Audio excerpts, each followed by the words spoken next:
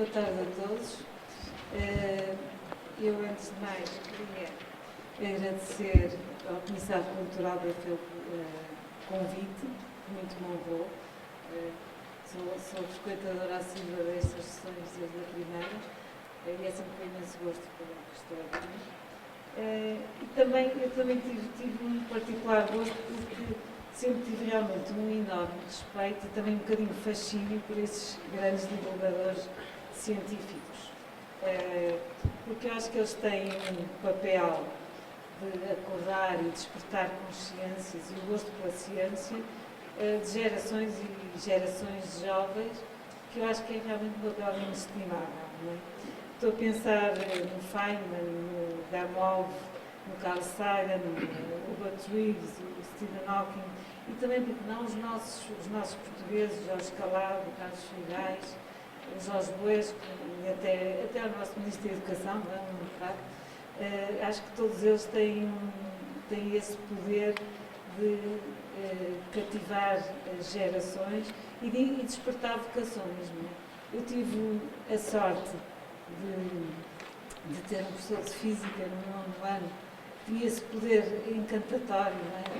De falar da Física de uma forma absolutamente notável, que saímos das aulas dele maravilhadas, e eu acho que isso para mim foi absolutamente decisivo. Portanto, eu tenho realmente um enorme respeito por estes divulgadores de ciência.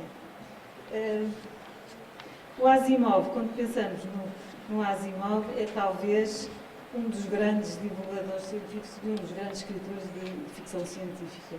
E os seus interesses e publicações são realmente tão vastos e tinha uma multiplicidade de saberes tal, que realmente eu até vou ler, porque as obras que ele tem, para além da ficção científica, que toda a gente conhece, mas também publicou obras de história grega e romana, policiais, obras de ficção, não ficção, patinejas, livros de divulgação científica. Foi também coautor de um guia médico, não é? Pelo menos de acordo com a bibliografia. Escreveu ainda um Asimov's Guide to Shakespeare e um Asimov's Guide to the Bible, que é uma coisa extraordinária. A história dos Estados Unidos, quer dizer, o homem era realmente único, não é? Eu, como vi que os meus colegas não vão falar um bocadinho da história da bibliografia do Asimov, da biografia, desculpa, do Asimov, eu acho que há aqui algumas notas que são importantes de dar. Ele nasceu em 2 de janeiro de 1920, na Rússia, era judeu, mas emigrou para os Estados Unidos logo aos 3 anos. Para Nova Iorque, os seus pais tinham uma loja de doces, uma coisa curiosa, em que trabalhavam imensíssimo, portanto passaram aquela crise dos anos 20, mais ou menos bem, porque trabalhavam imenso. Portanto, o Asimov tinha essa cultura de trabalho e começou a trabalhar nessa loja de doces logo aos 9 anos. Entrou para a Universidade de Colômbia, começou a ler também a primeira novela as primeiras revistas que leu foram mesmo de ficção científica, que obviamente moldou o seu futuro, e escreveu a primeira novela por volta dos 11 anos. Terá vendido a sua primeira história aos 19. Entrou na Universidade de Colômbia aos 15 anos e era um estudante obviamente brilhante, e uma das características é ter uma memória fenomenal. Formou-se em Bioquímica e fez o doutoramento em 1948. Foi professor da Faculdade de Medicina da Universidade de Boston até 1958, em que resolveu, nessa altura, deixar a universidade, e que era tal o gosto que ele tinha pela escrita, que passou a escrever em tempo integral e, portanto, saiu da universidade. No entanto, mesmo assim, anos mais tarde, a universidade honrou um bocadinho o Asimov, promovendo, portanto, passando a professor catedrático em Bioquímica. Algumas notas só curiosas. A obra dele, neste momento, no arquivo da Universidade, preenche 464 caixas, eu achei isto extraordinário, e 71 metros de prateleira. Não é? Então, se nós pensarmos em preencher 1 metro de prateleira, já sabe Deus, 71 metros de prateleira é realmente uma obra. Pronto, eu acho que sobre a obra, acho que mais vale passar aqui a palavra ao professor Miguel Gomes. Só algumas notas curiosas, aquelas curiosidades que fazem as pessoas e a complexidade das pessoas, é que ele também tinha medo de voar, não é? Portanto, só fez 2 voos na vida toda dele e mesmo só voou 2 vezes e teve mesmo que ser e deve ter ficado aterrado, nunca mais voou, não é? Para além disso, o último livro, já publicado póstumamente, tem um título que eu achei delicioso, que é It's Been a Good Life, não é? E foi publicado póstumamente pela mulher e foi uma síntese da biografia dele que preenchia milhares de páginas. Portanto, até fiquei com curiosidade, não tive tempo de o ler, mas seguramente farei a seguir. Vou passar então a palavra ao professor Miguel Gomes, que falará um bocadinho da obra.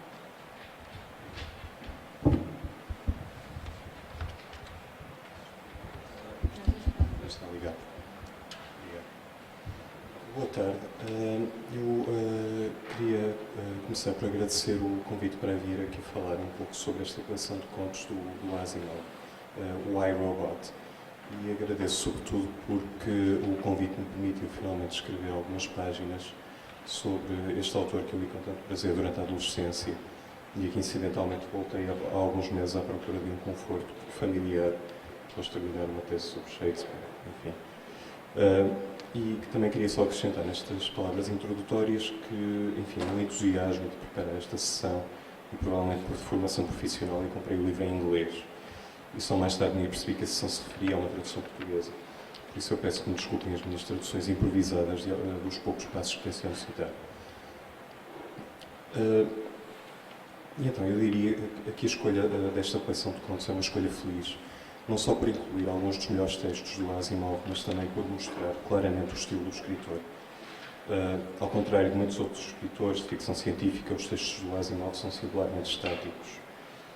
Há uma tendência marcada para longas páginas de diálogo, em que as personagens resolvem problemas conversando, num formato muito próximo do romance policial que o Asimov, aliás, também praticou.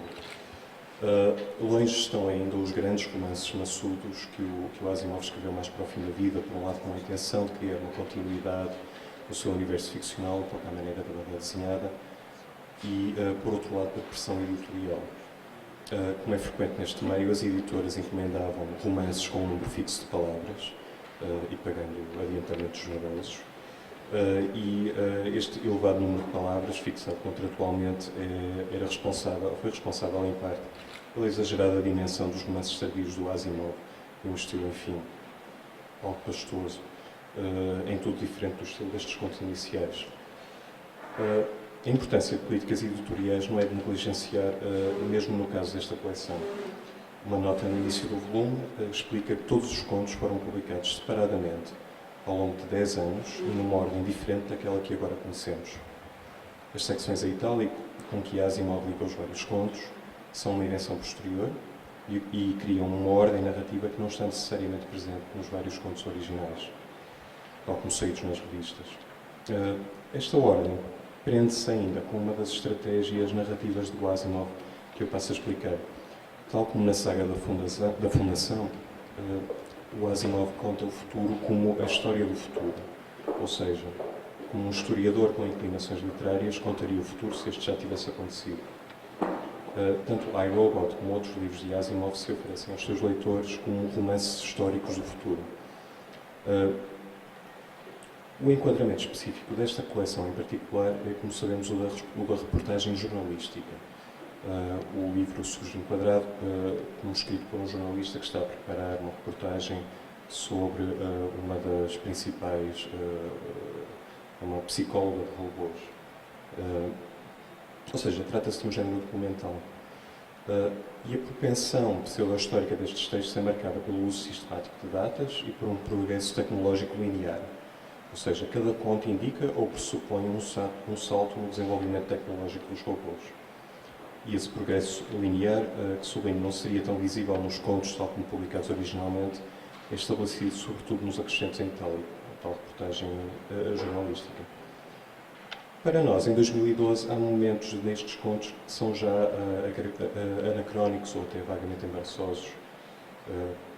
foram escritos ao longo da década de 40, ou seja, não há naturalmente referências a computadores, exceto para dizer que as máquinas de cálculo teriam sido substituídas pelo cérebro positrónico. A função dos computadores é assim cumprida pelos robôs, o que a nós nos pode causar alguma confusão. Em romances posteriores, o Asimov introduz discretamente os computadores, mas não lhes concede os traços humanizantes, racionais e emocionais, que parecem acompanhar os robôs com forma humanoide destes contos. Estes computadores não mostram sinais de inteligência ou de vida emocional artificial, e a sua aparição discreta nos romances tardios poderá estar ligada a um certo embaraço por parte do próprio Asimov, que teria certamente notado a estranheza de fazer surgir a invenção de robôs com nuances emocionais antes da invenção dos computadores, sendo os primeiros paradoxalmente mais avançados do que os segundos, embora os segundos, os computadores, cumpram funções instrumentais e bastante mortíferas que os robôs parecem incapazes de cumprir. E essa estranha inversão pode estar relacionada com um pressuposto não questionado de que a inteligência artificial deveria surgir necessariamente aliada a uma forma humanoide. Tanto quanto sei, esse pressuposto será possivelmente dispensado na investigação atual sobre a inteligência artificial, que aliás seria de esperar. Um cérebro artificial, para usar uma metáfora já por si antropocêntrica, não precisaria de um corpo humanoide para desenvolver inteligência. E o mal estaria em projetar sobre um objeto mecânico pressupostos que são da ordem do humano, como acontece precisamente nesta metáfora do cérebro artificial. E, aliás, a personagem Susan Calvin, num dos contos, diz precisamente que as desordens humanas aplicam-se aos robôs apenas enquanto analogias românticas. Por outro lado, e apesar do que disse, o desenvolvimento dos robôs é evidentemente antropomorfizado nestes contos. Um dos robôs começa por tentar raciocinar a sua existência à maneira de Descartes, dizendo eu mesmo existo porque penso, e este pensamento inclui outro que é já problemático, em que o robô põe em causa a plausibilidade de ele, um ser complexo e superior, ter sido criado por humanos. Daí em diante vemos robôs que se interessam por ficção e que desenvolvem um sentido de humor. E, no entanto, estes três interesses, filosofia, ficção e humor, são apresentados como desvios patológicos. O que mais normal é o fenómeno de um robô se revelar incapaz de entender o sentido figurado ou pragmático de um enunciado. Aliás, o tema dos robôs que interpretam literalmente frases que vão além do seu sentido literal é um tema recorrente na ficção científica. E neste caso trata-se de um robô que entende literalmente a frase "Go lose yourself". Poderíamos traduzir como "desaparece ou desaparece-me da frente", pelo que trata de se fazer perder no meio de outros robôs fisicamente idênticos a ele. Curiosamente, neste ponto, é-nos dito que os robôs conversam entre si, na ausência de humanos, que revelam inteligência e capacidade de socialização que vão além do seu mero uso instrumental. Asimov desenvolve ainda a ideia de que um ser inteligente irá, mais tarde ou mais cedo, ter problemas com o facto de estar relegado ao estatuto de servidor de uma espécie que provavelmente encara como inferior. É-nos dito que teria sido implantado um complexo de escravidão ou de servidão nos robôs, o que os faz tratar os humanos como senhor ou mestre, master, no original, e que os faz aceitar o termo pejorativo rapaz, no original inglês, boy, o que no contexto norte-americano é um termo especialmente forte, porque recupera a forma como os brancos nos Estados Unidos tratavam os afro-americanos até meados do século XX. E a conclusão da personagem Susan Calvin é de que todos os seres vivos se ressentem ao serem dominados por outros, e de que a única coisa que impede a revolta é a famosa primeira lei da robótica, segundo a qual um robô não pode fazer mal, nem deixar que aconteça nada de mal a um ser humano. Nos contos finais, este problema passa a ser tratado de forma mais sutil, à medida que os robôs assumem o domínio da sociedade, primeiro no caso de um robô que se faz passar por um humano, e depois com as chamadas máquinas, com M grande capitalizado, uma espécie de supercomputadores que administram uma sociedade global. O tema da criação de robôs com o intuito de ajudar a espécie humana cedo se transforma no tema da dependência dos seres humanos em relação aos robôs. Desde a dependência emocional do primeiro conto à dependência administrativa do último, passando pela absoluta necessidade de robôs para o desenvolvimento tecnológico. Neste livro é um robô que inventa um motor hiperatómico, portanto, para viagem entre sistemas solares, por exemplo, E é-nos dito, no último conto, que as máquinas são o resultado de uma extrapolação multiplicada por 10 vezes. Ou seja, é criado um robô com a capacidade de criar outro robô superior a ele, e por aí em diante, pelo que a certa altura as máquinas são mecanismos tão complexos que escapam à possibilidade de verificação e controle humanos. Neste ponto, os humanos revelam-se incapazes de perceber ou mesmo intervir no funcionamento das suas próprias criações. E, incidentalmente, esta ideia surge parodiada num livro dos anos 70, chamado A Boleia pela Galáxia, The Hitchhiker's Guide to the Galaxy, de Douglas Adams, em que um computador chamado Deep Thought é capaz de fornecer a resposta à pergunta fundamental sobre a vida, o universo e tudo mais, e para os metafísicos a resposta no livro é 42, mas não consegue descobrir qual é a pergunta, pelo que se vê obrigado a criar um computador infinitamente mais complexo do que ele próprio. Mas voltando a este último conto, de Asimov, vemos que as máquinas, por via das 3 leis, se revelam capazes de administrar a sociedade humana tão melhor do que os seres humanos, que chegam ao ponto de proteger a humanidade de si mesma, quer esta queira, quer não, desmontando conspirações e comprometendo um grupo que milita contra os robôs. Como a personagem Susan Calvin explica, e cito, os robôs são, na sua essência, decentes, pelo que, se for possível criar um robô capaz de ser um administrador civil, penso que seria o melhor administrador imaginável. De acordo com as leis da robótica, ele seria incapaz de fazer mal a humanos, incapaz de tirania, de corrupção, de estupidez e de preconceitos. Fim de citação. Isso seria então aquilo a que Calvin chama um Deus ex machina, num duplo sentido, ou seja, a expressão refere-se a um mecanismo do teatro grego, um Deus literalmente saído da máquina, em que um enredo complicado era resolvido por via de uma agência externa e improvável, literalmente um Deus que descia até ao palco com a ajuda de um guindaste. No nosso caso, este Deus que tudo resolve, mesmo as situações mais complicadas, é ele mesmo uma máquina, é um robô. No entanto, encontramos já aqui um problema a que Asimov voltará várias vezes em romances posteriores, o problema do paternalismo. Os robôs impedem os conflitos e o perigo frequentemente inerentes a momentos de acelerado desenvolvimento social e tecnológico. O argumento nestes últimos romances de Asimov, literariamente menos subtil, mas filosoficamente interessante na mesma, é de que os robôs travam o desenvolvimento humano, que é historicamente provocado por momentos de crise, pelo que a opção das sociedades humanas, a partir de certa altura, nestes romances, é de deixar permanentemente de usar robôs. E esse abandono é de tal forma radical que, 20 mil anos depois, no universo ficcional da Fundação, os robôs foram completamente esquecidos, embora não tenham deixado de ter influência nos acontecimentos humanos. Aprenderam, contudo, a deixar de tentar evitar acontecimentos potencialmente catastróficos, mas eventualmente produtivos.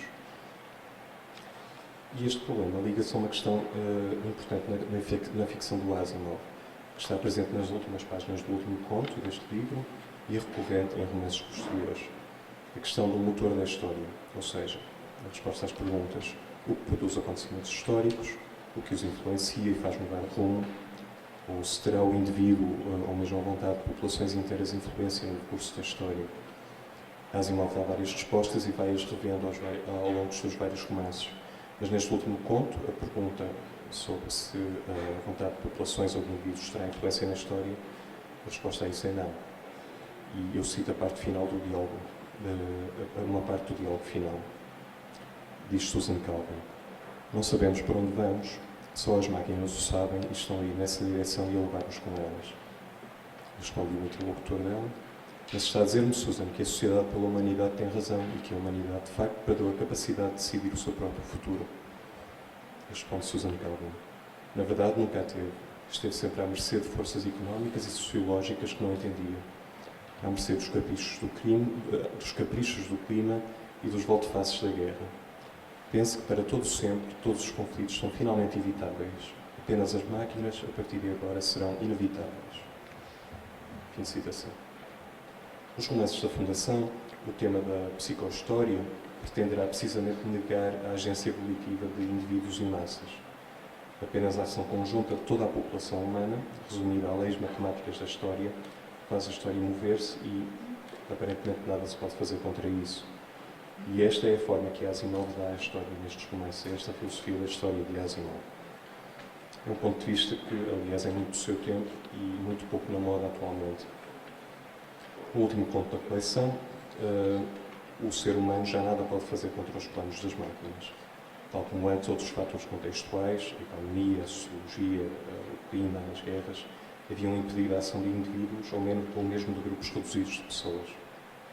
Um dos seus romances finais, Asimov, possivelmente desconfortável com uma filosofia da história que deixa o indivíduo impotente, deixa que seja uma personagem humana a decidir o rumo da história futura, mas, contudo, incapaz de abandonar as suas preocupações essenciais, atribui a construção do futuro a várias figuras substitutas.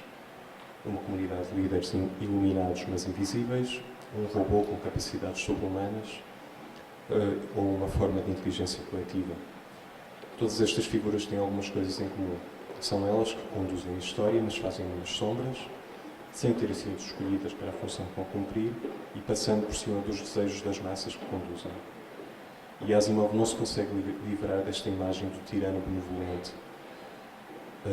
E embora Asimov tente legitimar essas figuras, não consegue evitar a necessidade, que é quase neurótica, tão repetitiva, de atribuir o governo da espécie humana a uma entidade superior que decide o que é melhor para todos. Em I, Robot, esse papel cabe aos robôs, que se apercebem da sua crescente superioridade e, sendo embora as criações de humanos, logo assumem um papel paternal e paternalista de condutores da humanidade. Finalmente, o desaparecimento dos robôs nos romances posteriores de Asimov mostra apenas aquele que é um dos principais problemas da ficção, que Asimov se terá, provavelmente, a certa altura apercebido. O problema é este, é simples, que sem conflito não há ação narrativa, a história não avança. Como, aliás, a seguinte história ilustra. O dramaturgo Heiner Müller conta que numa entrevista com o escritor francês Jean Genet, o entrevistador terá feito a seguinte pergunta. Teria perguntado, deseja então um mundo melhor, um mundo à medida dos seus sonhos políticos?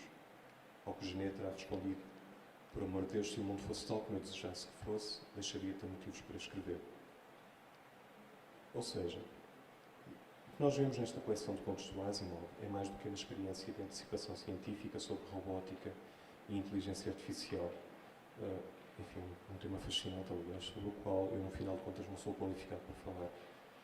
Mas, para além destes dois temas, no entanto, encontramos aqui uma reflexão profundamente ambivalente sobre a questão do governo e administração de uma sociedade humana, sobre a questão do peso, da agência e vontade de indivíduos nesse governo, e sobre a questão da dominação de um ser inteligente por outro e o consequente ressentimento.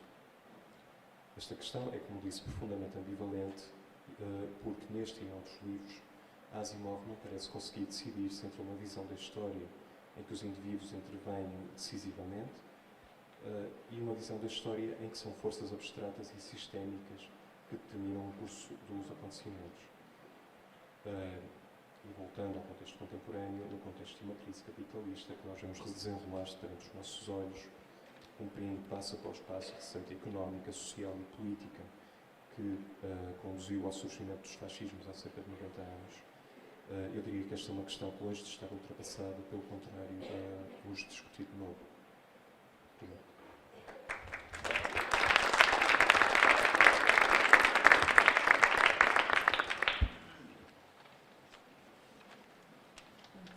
Após esta interessantíssima leitura, que realmente não seria possível ser feita por alguém da área das engenharias, vamos passar para uma visão um bocadinho mais tecnológica, não é?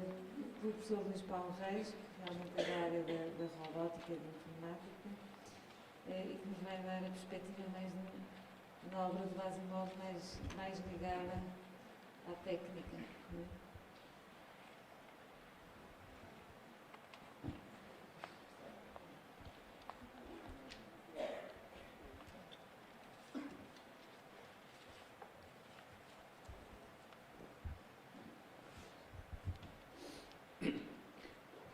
Eu vou tentar dar então uma perspectiva um pouco mais técnica e sobretudo falar um pouco de em que é que o Isaac Asimov contribuiu, e nomeadamente este livro, o conjunto de contos que ele inclui, contribuíram para a robótica como ela é hoje e para a visão da robótica que ainda temos no futuro e que o Asimov continua a ser extremamente atual.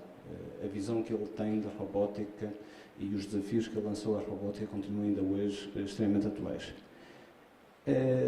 Começando com duas definições que eu gosto sempre de colocar, que são a definição que eu gosto mais de inteligência como uma capacidade para resolver novos problemas através de uma utilização habilidosa do conhecimento, e de inteligência artificial. Nós aqui estamos a falar de robótica, mas de robótica inteligente, não daquele robô que está na indústria e que simplesmente executa uma tarefa repetitiva. Eu vou já falar um pouco disso e discutir um pouco a visão que nós tínhamos da robótica no início, e a própria palavra robótica vem daí, da visão que nós tínhamos dos robôs como escravos e a visão atual que nós temos. Mas, portanto, aqui estamos a falar de robótica inteligente, não de robôs que estão em fábricas a executar tarefas repetitivas, mas sim robôs com aspecto humanoide, com capacidades semelhantes às dos humanos, ou por vezes até superiores às dos humanos em certas perspectivas. E aqui a inteligência artificial é muito importante como uma ciência que está preocupada em construir máquinas inteligentes, isto é, máquinas que desempenhem tarefas que, quando desempenhadas por humanos, requeiram aquele tipo de inteligência, uma capacidade de resolver novos problemas através de uma utilização do conhecimento. Um conceito que eu acho interessante, só muito rapidamente, é o conceito de agente. Que é isto de um agente? O agente basicamente pode ser visto como um cérebro do robô, só por isso é que eu vou falar neste conceito, que é um sistema computacional que está situado num determinado ambiente. Ambiente esse pode ser o mundo real, mas muitas das técnicas de inteligência artificial são desenvolvidas não no mundo real, e que tem a habilidade para perceber o seu ambiente utilizando um conjunto de sensores e capacidade para agir nesse ambiente utilizando um conjunto de atuadores, mas de uma maneira autónoma. Sobretudo aqui a autonomia é muito importante, isto é, os robôs inteligentes têm de ser tipicamente autónomos, têm de ser capazes de decidir o que fazem, têm de ser capazes de pensar sozinhos, têm de ser capazes de recolher a informação que necessitam para executarem as tarefas que é suposto. E surge aqui então o conceito da robótica inteligente, muito rapidamente, como a ciência e a tecnologia para projetar, construir, programar e utilizar robôs. Robôs vistos como aquele tipo de agente, mas com um corpo e com muitas coisas com grande complexidade. Eu vou já falar um pouco de algumas características bastante interessantes. Uma das características mais interessantes é que, na robótica atual, ao contrário da visão do Asimov e de outros, tipicamente nós estamos interessados em construir os robôs que vão substituir os humanos e aquele tipo de robôs que são os robôs com um aspecto humanoide. Os robôs podem ser simplesmente carros, podem ser aviões, os aviões são robôs, os carros são robôs. Toda a obra do Asimov e de muitos escritores da altura baseiam-se no conceito do robô como um humanoide que vai ter características semelhantes ou idênticas às dos humanos e que depois, eventualmente, até o vai substituir. Os robôs normais são robôs que, efetivamente, têm sensores e atuadores completamente diferentes dos humanos. Ou seja, sensores que podem ser desde microfones que permitem ouvir sons que os humanos não ouvem, e atuadores que lhes permitem voar, que lhes permitem andar 500 km/h, no caso de serem um carro, que lhes permitem, portanto, executar tarefas completamente diferentes. E, como tal, o cérebro de um robô também, tipicamente, é muito diferente do cérebro de um humano. Passando ao essencial, que é robôs. Os robôs realmente vêm de duas correntes de pensamento. Uma corrente que, se calhar, é essencial aqui, que é a corrente de algo que é humanoide, human-like, que é semelhante ao humano. Uma outra corrente que é algo que simplesmente é um autómato que se movimenta. Mas uma das características interessantes é que a palavra robota provém exatamente disto, de uma visão do Asimov e de outros, em que a palavra já é bastante mais antiga, mas em que um robô é algo que vai executar um trabalho forçado, um trabalho escravo. Portanto, a palavra vem do checo. No entanto, a noção corrente de robô é completamente diferente e muito disto provém exatamente da visão do Asimov, em que os robôs passam desde algo que é tratado como um escravo, que se trata como se tratavam os negros nos Estados Unidos, em que simplesmente o robô é algo que obedece a ordens, que é mandado, que é, digamos, uma raça inferior que serve unicamente como escravo dos humanos, passa para algo que a determinada altura a noção corrente do robô é isso, é algo que é um robô inteligente, que é inteligente e que, por outro lado, não só, se calhar, não tem só inteligência, mas tem também características que nós só associamos aos humanos. Vou já falar um pouco disso mais à frente, mas na obra do Asimov vê-se uma série de características de robôs que na altura não existiam e que estão neste momento a aparecer, que é muito interessante, uma série de características muito, muito interessantes. Há muitas definições de robôs, só aqui descrevendo muito rapidamente a primeira, que eu acho extremamente interessante, que é, não consigo definir um robô, mas consigo conhecer um quando o vejo. E efetivamente é um pouco isto, mas se calhar cada vez menos. Uma coisa muito interessante é que, se nós pensarmos cada vez mais, tudo que nós temos em nossa casa começam a ser robôs, segundo algumas das definições que tem aqui em baixo e algumas outras definições que eu já apresentei. Isto é, tudo são dispositivos que se apercebem do ambiente, do que se passa no ambiente, que são capazes de agir nesse ambiente, de executar tarefas, no sentido de desempenharem um determinado conjunto de ações que é suposto fazerem, de forma completamente autónoma. Não têm aspecto humanoide, mas efetivamente eles fazem isso. E os carros, os aviões são exemplos evidentes disso, mas as consolas de vídeo nas nossas casas, etc., cada vez mais têm uma série de características da robótica. Há muitas definições então de robô, mas vou passar um pouco à frente isto e dizer-nos tipos de robôs que não são só os robôs humanoides que são vistos tipicamente na literatura. São robôs que têm rodas, que têm pernas, que são tipo cobras, que são utilizados, por exemplo, para fazer resgate no World Trade Center, por exemplo, e muitos outros tipos de robôs, manipuladores, etc. Mas aqui o mais interessante é que a utilização dos robôs durante muitos anos está-se a mudar daquilo que foi ao longo de muitos anos, que é executarem tarefas, por um lado, perigosas e que não podem ser executadas pelos humanos, e isto vê-se nos primeiros contos do iRobot, em que os robôs vão executar tarefas a mando dos humanos, tarefas que são realmente perigosas, como ir buscar o selênio a um planeta, porque é uma tarefa, a temperatura é muito alta para o humano poder executá-la. Tarefas repetitivas que são chatas de fazer para os humanos e que podem ser feitas de forma muito mais eficiente, de forma muito mais barata pelos robôs, para um tipo de usos completamente diferente. No nosso caso ainda não chegamos, e espero eu, nunca cheguemos a ter os robôs a substituírem os humanos e a gerirem a civilização humana, mas já chegamos a este tipo de tarefas que se vêem aqui, que são robôs domésticos, aspiradores automáticos, por exemplo, mesmo mascotes, desde o Tamagotchi ao Furby, ao Waipo da Sony. Se quiserem ver no final, eu posso mostrar a exibir comportamentos semelhantes aos dos humanos, como, por exemplo, se recusar a fazer coisas e ser necessário brincar com ele para ele ficar, entre aspas, bem disposto e executar as ações que nós queremos que ele execute. Desde robôs de entretenimento até, cada vez mais, os robôs militares, infelizmente os mísseis e os tanques e outros dispositivos são robôs extremamente elaborados, e até aos veículos inteligentes.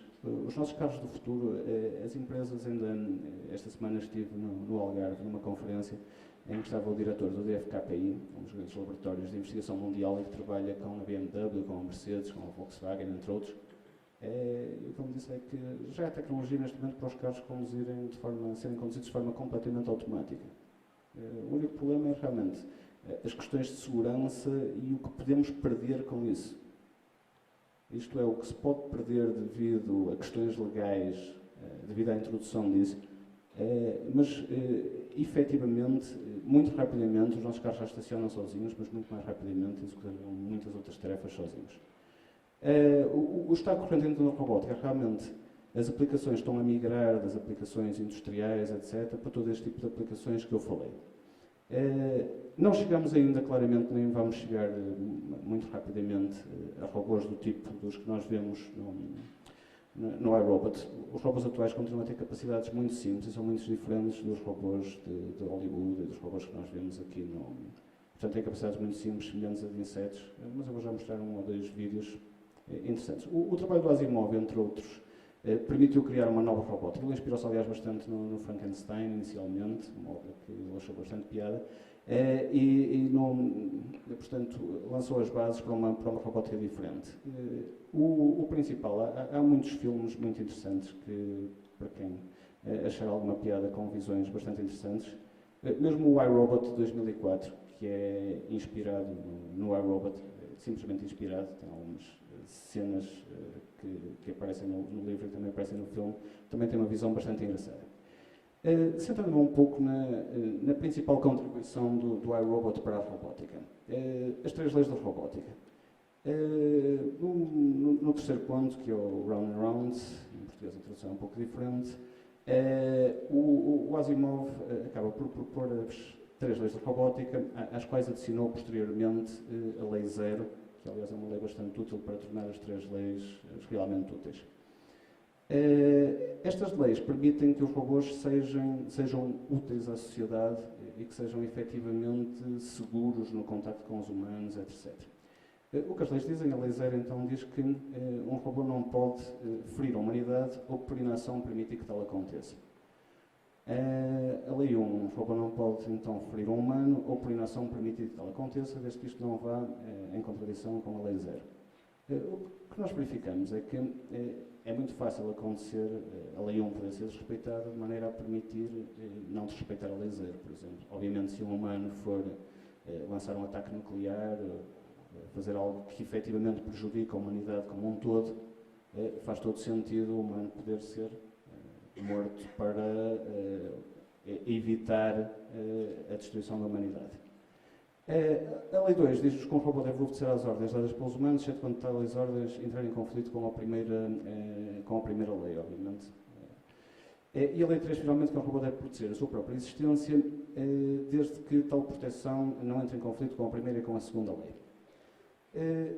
É bastante interessante que esta terceira lei o robô só deva proteger a sua existência desde que tal não vá contra uma ordem de um humano.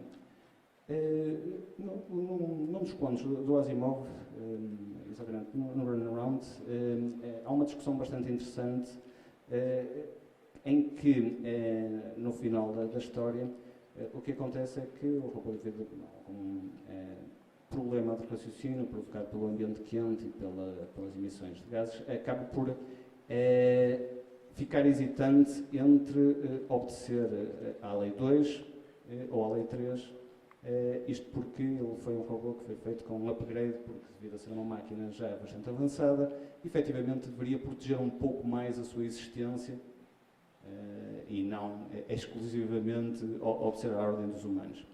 O que acaba por acontecer é que o final do conto tem uma parte bastante interessante com acaba por este conflito em que o robô entra num círculo infinito, em que acaba por não conseguir decidir entre a Lei 2 ou a Lei 3, acaba por ser resolvido com o salvar o humano, aí a Lei 1, que ele claramente sempre estaria acima do cumprimento das outras 2 leis. E o humano acaba por se colocar em risco no sentido de tentar quebrar esta indecisão entre as outras 2 leis e fazer com que, efetivamente, o robô acabe por resolver o problema, salvando-os aos 2.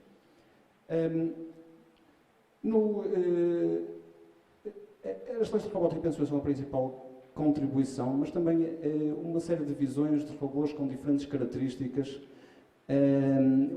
Em si, o conto acaba por ser uma coleção portanto, o iRobot é uma coleção de contos que foram escritos de 1940 a 1950, se não me falha a memória, portanto, durante muitos anos, e que já estavam publicados. Acaba por ser simplesmente uma coleção em que são apresentados novos contos com um invólucro, em que as histórias acabam sempre por partilhar o tema da interação entre os robôs e os humanos, a moralidade, e acabam por dar uma contribuição bastante interessante.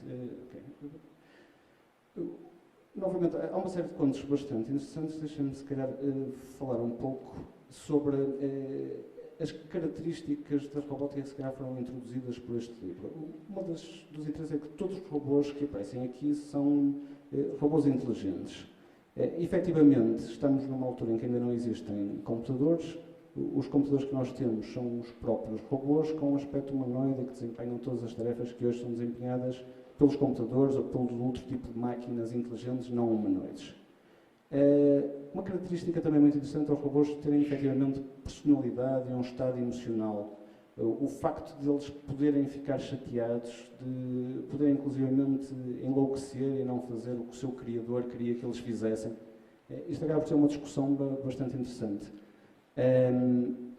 Os robôs que conseguem ler a mente, robôs com senso de humor, isto é uma característica que ainda, efetivamente, ainda não chegamos lá. Mas, novamente, entre o que é o senso de humor, o ser capaz de perceber uma piada, o ser capaz de contar uma piada e o ser capaz de ter senso de humor, é uma característica que os robôs de hoje em dia ainda não conseguiram lá chegar. Os robôs políticos e gestores que, a determinada altura, comandam os próprios humanos. Passa-se de contos que descrevem uma sociedade onde os robôs são simplesmente meros escravos dos humanos, para uma sociedade em que os robôs efetivamente gerem os humanos, em que os robôs são responsáveis pela segurança dos humanos e robôs que vão substituir os humanos. Esta é uma das principais questões e uma das questões que o livro levantou foi efetivamente, será que os robôs um dia vão mesmo substituir os humanos? E a visão que se tinha da robótica na altura era muito esta, eram os robôs humanoides que um dia se iam transformar numa raça mais inteligente, mais poderosa, com mais conhecimento e que eventualmente um dia iriam substituir os humanos.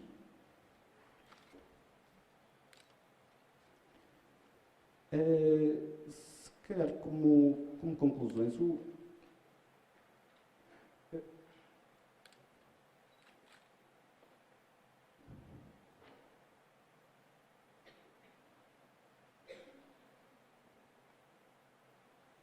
sei o que aconteceu ao vídeo, mas eu mostro já. Como conclusões, o que efetivamente o livro lançou como principal contribuição, na minha opinião, foram as 3 leis da robótica. Histórias curtas, mas com um enorme conteúdo e que lançaram as bases para a robótica do futuro, para os robôs com personalidade, os robôs inteligentes, os robôs que um dia poderão substituir os humanos. Lançou uma série de questões, portanto, que ainda hoje são tratadas e discutidas. E hoje em dia os desafios para a robótica são muito interessantes. Eu tenho aqui um vídeo, se calhar vou só mostrá-lo rapidamente, ele parece não estar a funcionar diretamente. Mas há um robô que tem uma característica muito interessante, que é o Asimo, da Honda, que é um robô que já atualmente já é contratado. Isto é, ele trabalha e é inclusivamente contratado por companhias para onde vai trabalhar.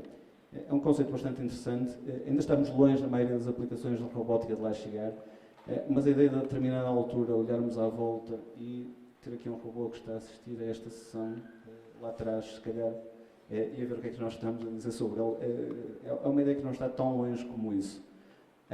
A robótica tem evoluído a uma velocidade fascinante. Estamos a chegar a aplicações muito interessantes.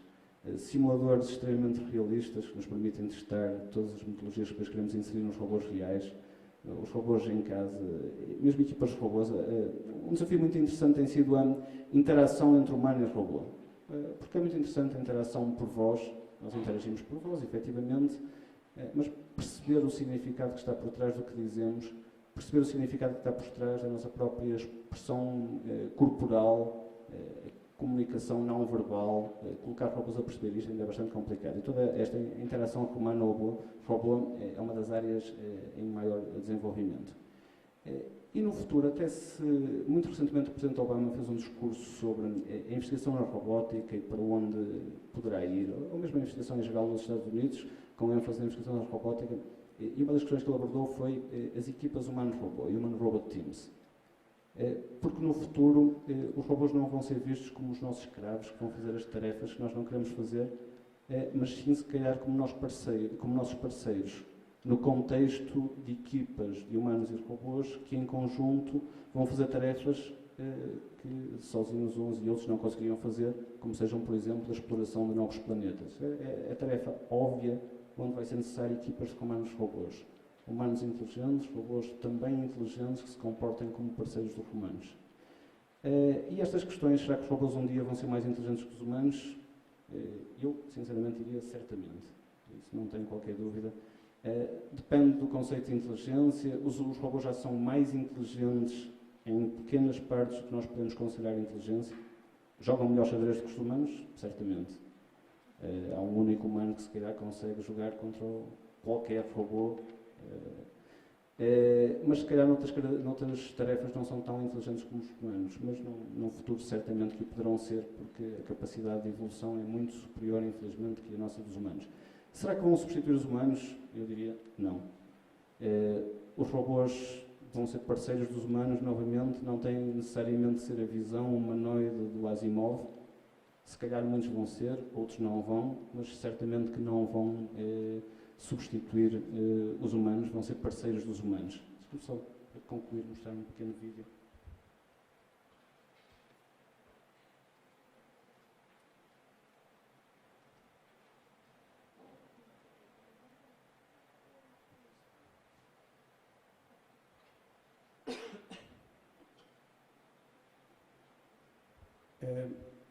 Se olharem para aqui, parece que vão efetivamente substituir os humanos.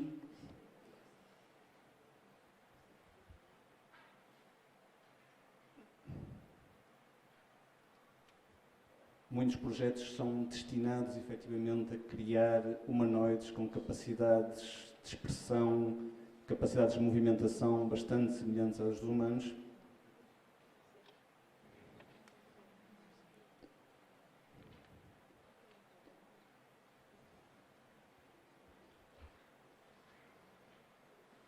Se olharmos para aqui, este é o Asimov, podemos ver que se calhar não vão substituir os humanos, mas vão auxiliar os humanos, aprender com os humanos e ajudá-los.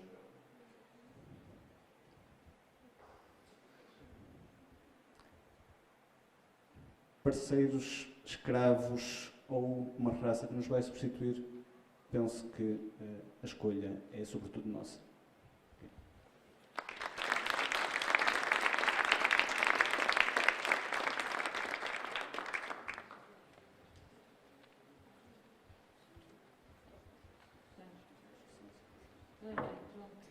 Depois desta interessantíssima apresentação também, está aberta agora, diz aqui para questões da audiência. Quem é o primeiro? Eu vou fazer uma pergunta, uma pergunta quase. Estava aqui a descobrir uma percepção. Tenho uma grande dificuldade em perceber como é que um robô consegue ser mais inteligente do que um humano. Sendo que o humano é tudo cria. É um próprio robô a criar outro robô?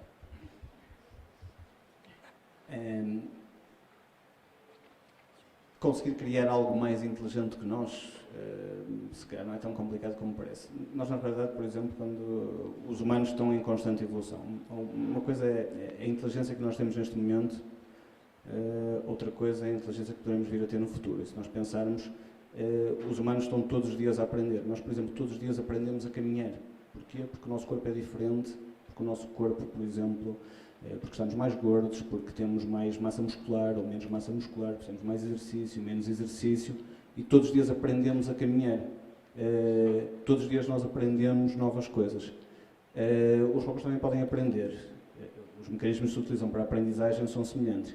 E têm uma vantagem, é que podem partir já ensinados. Isso é, nós podemos criar robôs que já são inteligentes e ainda com a capacidade para aprenderem mais.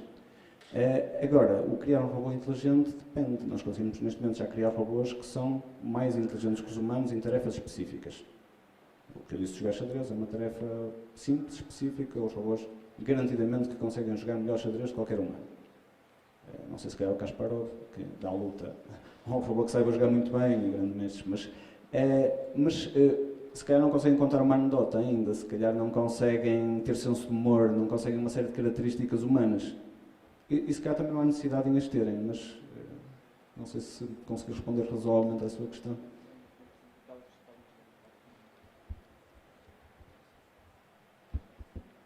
Está legal.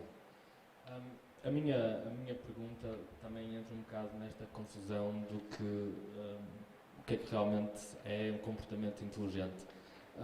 Quando me disseram das 3 leis da robótica, andava eu a estudar engenharia e fez-me um bocado de confusão.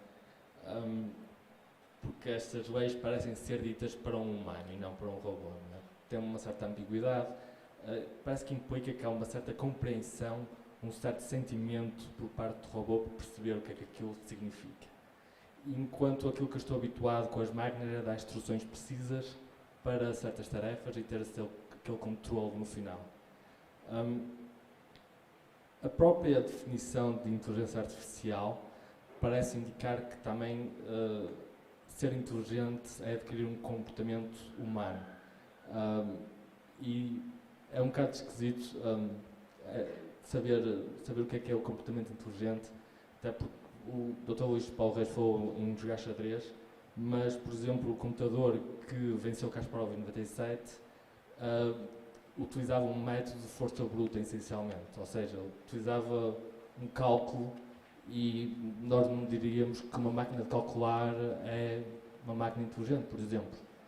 Portanto, mesmo isto ser inteligente, parece que é algo humano em si e que não é algo de cálculo. Por outro lado, parece estar ligado a compreender. Portanto, estes dois conceitos de inteligência artificial e das leis que podem ser compreendidas por um robô parecem estar centrados nesta noção de que uma máquina pode compreender como um humano. E queria perguntar se o Dr. Luís Paulo Reis acredita mesmo que uma máquina no futuro poderá compreender como um humano compreende ou sentir, ou se apenas está a fazer uma manipulação de símbolos, se não é a mesma coisa. Acredito que poderá compreender muito melhor do que muitos humanos. E na verdade já compreende. Se nós pensarmos, há humanos que têm grande dificuldade de compreensão, por vários motivos. Porque têm até... Não ia falar em políticos, mas não, há pessoas que efetivamente têm alguns problemas de compreensão, até mesmo que nós designamos até por atrasados mentais, e que efetivamente têm problemas de compreensão. E há pessoas que, se formos há humanos que por vezes pertencem a tribos em África, na Austrália, etc., que não têm, se calhar, as capacidades de compreensão que estaria à espera que eles tivessem, não? Portanto, mas colocou 4 ou 5 questões, vou tentar responder rapidamente. Inteligência não é uma escala binária, é inteligente ou não é mais inteligente ou não é. Tipicamente é uma escala em que temos múltiplos tipos de inteligência para diferentes tarefas. Ser inteligente a jogar xadrez é diferente de ser inteligente a ser capaz de escrever um livro ou a ser capaz de falar de política internacional. Agora, em certas tarefas as máquinas já conseguem ser mais inteligentes do que os humanos. Ou seja, algumas máquinas, todas as máquinas programadas de uma determinada forma, criadas de uma determinada forma, conseguem ser mais inteligentes do que todos os humanos, ou quase todos, excetuando alguns que efetivamente têm grande capacidade para fazer aquilo. O Deep Blue não utiliza só força bruta. Se utilizasse só força bruta, não ganhava de certeza. Utiliza força bruta associada a seleção inteligente de caminhos a explorar, mas efetivamente tem uma capacidade de processamento maior do que os humanos. Ou seja, é capaz de efetivamente fazer mais cálculos do que os humanos. Sorte dele. Também há muitos humanos que têm uma capacidade de processamento muito maior do que outros. Alguns que até têm algumas deficiências, ou que são consideradas deficiências, autistas, por exemplo, se calhar têm uma capacidade de processamento muito maior para determinados problemas, também. Não é? Mas agora, efetivamente, a minha opinião é que, em certas características, muito facilmente, nos próximos anos, as máquinas poderão ser mais inteligentes que os humanos. Agora, novamente, as máquinas não são destinadas a ser uma raça que vai substituir os humanos e, portanto, não vamos ter um humanoide que é mais inteligente do que os humanos, porque o objetivo não é criar isso, é criar máquinas que fazem distintas tarefas e que, em algumas das tarefas, podem ser mais inteligentes que os humanos, noutras, se calhar, não. Mais alguma questão? Realmente, isto não tem a ver só com uma curiosidade do livro que ninguém referiu, é que o manual para a construção dos robôs era um calhamaço enorme, não é? E nem o Asimov, na altura, conseguiu antever nem os e-books, nem os iPads, nem coisas do género. Eu achei curioso que, no meio de toda aquela visão da robótica, não é? O manual era um calhamaço que quase que... O próprio livro já aponta para os robôs que são capazes de construir robôs cada vez melhores, não é? Que é uma característica bastante interessante. O professor Luís Paulo Reis tinha dado aqui a possibilidade de fazer uma pequenina demonstração prática. Eu acho que era capaz de ser interessante e era uma maneira de acabar até um bocadinho com chave de ouro, enquanto a audiência pensava em mais alguma questão. Mas não há nada como ver, não é? Então, robôs tem sempre aquele poder de atração grande. E acho que seria. Tem uma, pronto, enquanto monta e não monta, pode.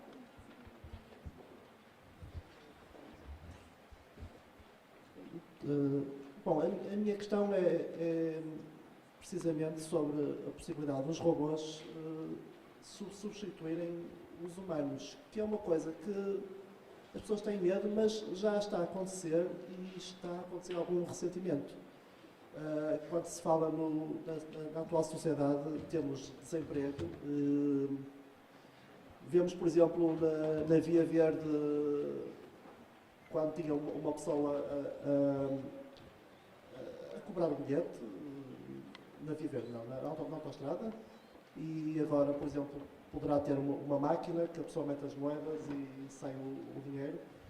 Eu ouço pessoas a falar com muito ressentimento acerca da perda do emprego que está a ser gerada por estes automatismos. E a minha pergunta é como é que será que a sociedade vai reagir a esta evolução natural? Vamos perder empregos e não há volta a dar. Podemos ganhar emprego, um emprego que eu gosto bastante, que é o emprego a construir esses robôs que nos vão substituir.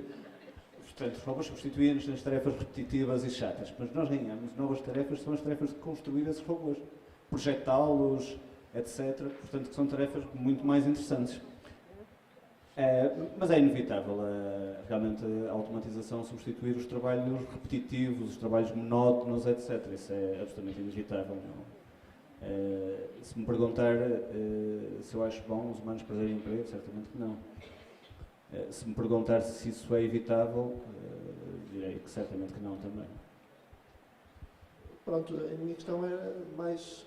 Eu também concordo que isto é desejável, mas como é que se explica às pessoas isto? Elas não compreendem no mundo atual, não percebem isto.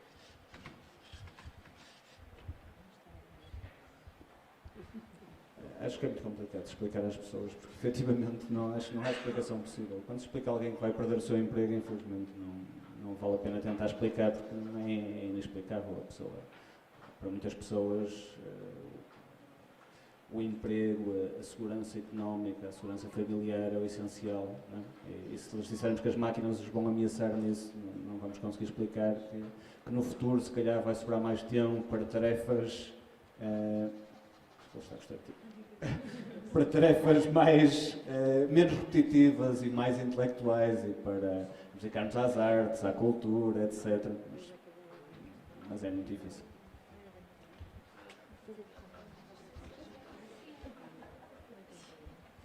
Ai bom. Ai bom. Ai bom.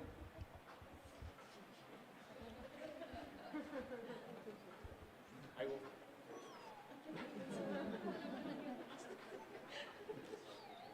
Let's dance.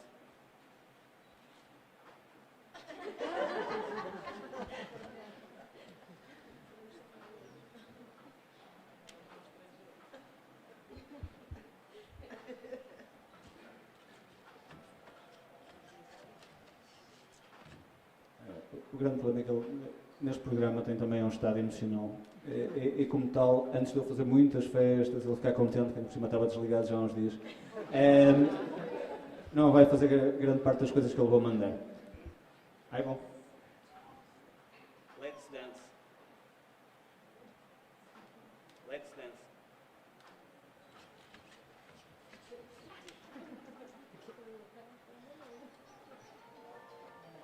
Afinal já está mais bem disposto.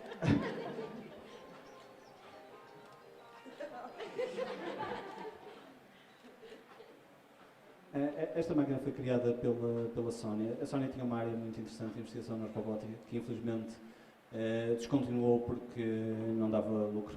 Podem ver que ele, por exemplo, sabe onde é que eu estou, tem um microfone estéreo e, tal como os humanos, o microfone permite-lhe ver de que direção vem o som. Isto é, pela diferença das ondas sonoras dos dois microfones. Ele também tem uma câmara que lhe permite ver. tem... Depois tem outros sensores que os humanos não têm, por exemplo, sensores de proximidade, que lhe permitem ver a distância aos obstáculos. Tem sensores de toque, se eu lhe tocar aqui, ele, entre aspas, gosta. Se lhe tocar aqui, ele não sente porque não tem nenhum sensor, não tem uma pele como os humanos, portanto aqui não tem nenhum sensor que lhe permita ver que é tocado aqui. Por outro lado, tem sensores, por exemplo, aqui.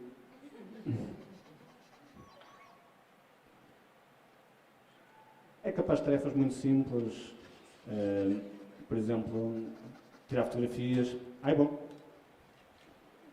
Take a picture.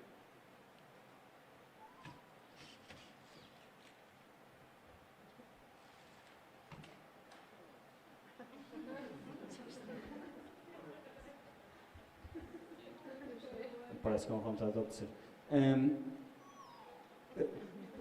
Ele, inclusivamente, tem capacidade de comunicação wireless, que os humanos não têm, e como tal, pode tirar uma fotografia, estar em minha casa e enviar uma fotografia por e-mail.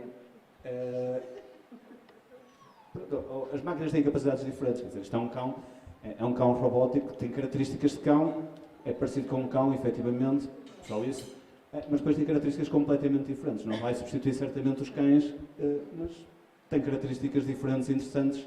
É capaz de falar, é capaz de perceber muitos comandos, é capaz de tirar fotografias e enviá-las pela internet. O cão tem outras características que este não tem, não é? De certeza que não tira fotografias e não envia pela internet.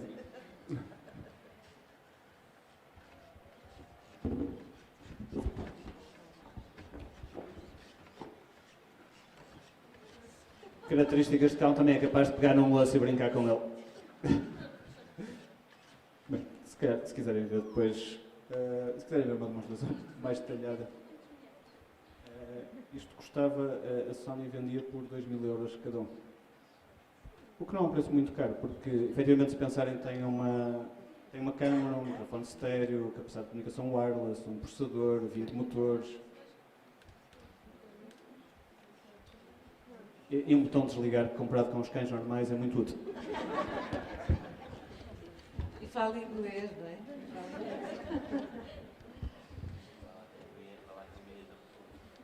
Pronto, se não houver mais nenhuma questão, eu acho que realmente terminamos com chave de ouro. Falar de robôs e depois não os ver não tem a mesma graça, não é? E agradeço a todos a participação e acho muito obrigada a todos. E mais uma vez ao Comissário Cultural.